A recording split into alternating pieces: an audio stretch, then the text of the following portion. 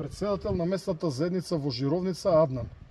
Председателе, каква е состојбата со опасност од кафеави мечки денес, 15 на дена подоцна по мерките кои што ги усвои владата?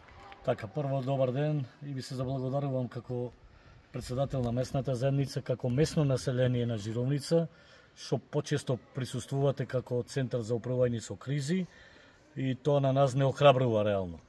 Состојбата моментална е посмирена, речено, од две-три акции извршени од страна на Национален парк со ренџерите, со помош на ловџиското друштво на Жировница.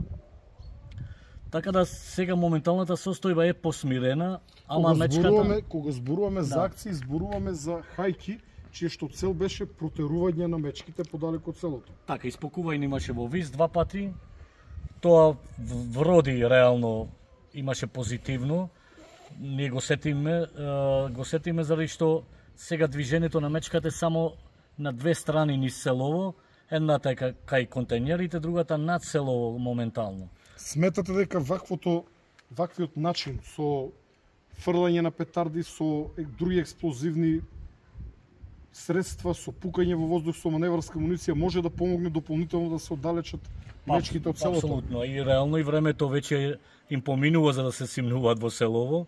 Веќе заладува во Жировница, паѓаат температурите, така да и тие се повлекуваат од потребите нивнини. Не може да се движат тие и цела зима во селото. За да биде надминат проблемот, што повеќе потребен е сет од мерки, сите мерки заедно ќе дадат подобри резултати. Директоре, вие сте директор овде на основното училиште. Според вас каква е состојбата? Па како што кажа председател, во изминатиот период после неколкуте акции, да, навистина се осеќа дека е посмирено, да не кажеме сега да се олабавиме дека проблемот е решен. Има уште еден или две мечки кои што по континуирано се движат, оние кои што ги знаеме, кои што влегуваа по местно по имото на жителите.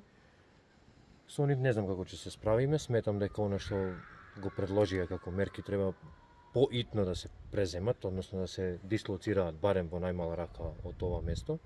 Се надевам дека сега после хибернацијата нема да се повторно разбудат и да се најдат во Жировница.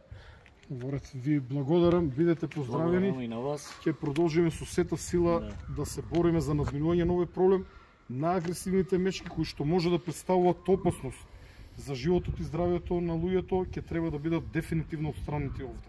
Се надевам дека ќе најдеме на разбирање, се надевам дека ова ќе го слушнат најрелевантните институции и ќе го преземат она што им е обврска да го направат. Благодарам.